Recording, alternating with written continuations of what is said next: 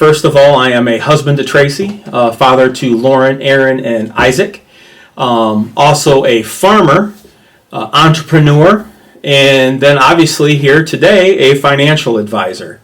Always have lived my life with multiple interests, always wanted to be multidimensional. That old, you never want to put all your eggs in one basket thing seemed to play out in my life for sure. But the nice thing about it is all my interests are all complementary. They all help each other out. And if I'm the best at all of those or try to be the best at all of those, my clients do nothing but benefit from that.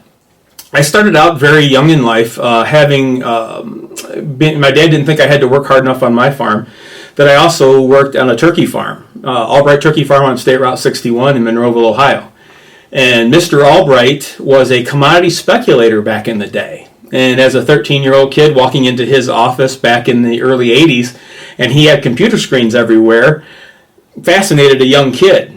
And such, at that time, started my education into trading. He spent every day that I worked there, he'd spend about 30 minutes with me, and we would go over and he'd teach me how to trade, why he was buying, why he was selling, how much he made, how much he lost.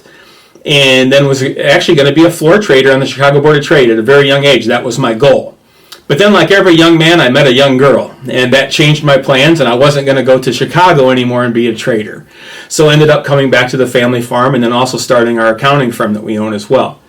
A few years went by, and I still was actively trading commodities, trading stocks on my own account, and then decided and was approached by several people, thought that I would be good at helping other people do that investing, because most people didn't understand exactly how to do it or how to protect themselves or how to do it with, and minimize their risk. So we went ahead and we took all the licensing back in 2003, I believe it was, and hence started the career that we've had. So we started out with 0 clients. We started out with no money, no business, and today we have a very successful firm with a full team, and actually now have a lot of experience in the industry. If I could go back in time and tell my 20-year-old self anything, what would it be? That's a great question. I think initially it would be to fail more. And by fail more, I mean just take more at-bats, keep trying to do more things. A lot of us in life, you're conditioned to stay on the sideline, to take the safe route, to be cautious, because, you don't want to be embarrassed. You don't want to look silly out in front of the public because you tried something and you failed at it. And I can say I was guilty of that. I've always been pretty aggressive and pretty open, not really caring about what anybody thought.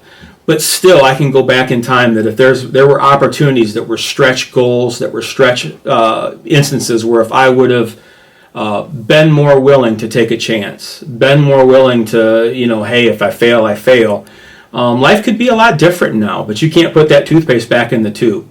So I would say number 1 would be fail more. Number 2 would definitely be continue to read even more. I know I've been a lifetime reader.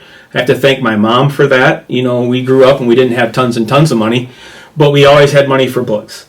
And so we had an appreciation for reading at a very young age, and that continued. And I actually attribute a lot of our success here to being able to read and consuming as much information as we possibly can. I wish I would have done a lot more of that even sooner. And even today, I push myself hard to at least get a book a week in, because there's so much good for $20. You can learn a lot about the world. So fail more, read more, and then number 3, I think is probably the most important, is I'd say you have to live. A lot of times when you work 60, 70, 80 hours a week, like some weeks we do, it's easy to let the things that really matter in life take a back seat for a couple days. And no matter what, when all of us, 98.8% of us eventually die, so whenever that actually happens, we want to make sure that we did and lived everything that we could in every minute of every day. I would say my biggest failure for sure, and again, it ended up being a big success, is some of the financial struggles that we had as a family back in the 90s and such on our family farm. There was a lot of things that I took personal responsibility for as far as management decisions, and how we dealt with our financial scenario.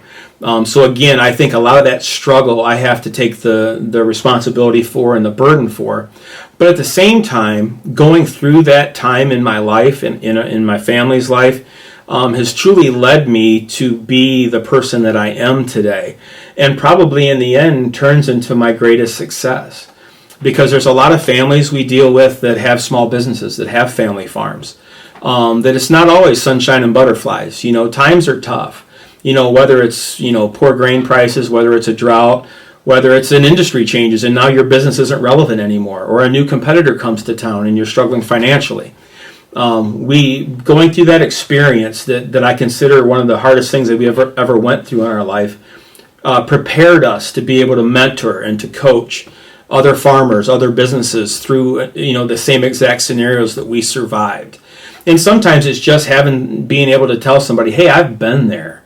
I understand. I know it's humiliating. I know it's embarrassing. I know you feel like you've let your family down. You've let your, the people around you down. But in the end, you look at the most successful people in life, in any field that they're in, any sport that they're in. There's none of them that haven't train wrecked something at some time. And it's the experience that's gained from that train wreck, that bad thing, the big mistake, that ultimately ends up shaping them and creates a champion. I'm going to start off first, and again, this is going to go to getting some honeydew points here. First of all, my wife Tracy inspires me. I haven't found really anybody in my life that has the level of discipline that she has, the work ethic that she has, that has definitive goals and is relentless in pursuing them. And even when there's an easier way, a way to cheat, a way to do everything, she does everything the right way, the hard way, and she earns everything she gets. So that's number one for sure. If I had to go to anything else that inspires me, I'm going to also step in and say my parents as well, kind of for the same reasons. My parents weren't they weren't college educated, they weren't professionals, they weren't entrepreneurs like I am. But at the same time, their answer to everything was go to work. And I saw from their level of sacrifice, how many hours a week they worked, what they were willing to go through to give my sister and I opportunities to create the farm that we've been able to continue. Very inspirational and very motivational for sure. So today, if I had to just pull two people, I would say for sure Tracy, my wife, for her dedication and her just laser focus on accomplishing her personal goals. And then secondly, my mom and dad for their work ethic and their willingness to sacrifice to get to where they want to go. End life goal. I guess that's kind of a question that you can look at is what's the legacy that you want to leave? And that's a tough one and a deep one and off the cuff. I don't know if I'll do it justice, but I would have to say this. And again, I don't want it to sound self-serving or egocentrical in any way, but it's about making a long-lasting difference. Every day when we help businesses or we help clients, we're just planting seeds. We're starting growth for them, whether it's towards a goal, whether it's towards financial security, whether it's towards college funding for their kids, whether it's towards saving their business. We're planting seeds and we're helping those seeds grow throughout every single year after that. And that's a way that even when we're gone someday, and I think those seeds will be bearing fruit long after we're gone. To be able to leave a footprint of entrepreneurial success, of people doing it the right way, authentically, transparently, doing it from a stance of character and morals, I think that would be hugely rewarding. And then every parent always has to say too that if they can leave their kids when they're done with this life and they're in a better place than when they started. That would be hugely beneficial as well. And know that we gave them the tools to be successful in any scenario. We know today the world's nothing but a crazy place. Who the heck knows what's right or wrong anymore?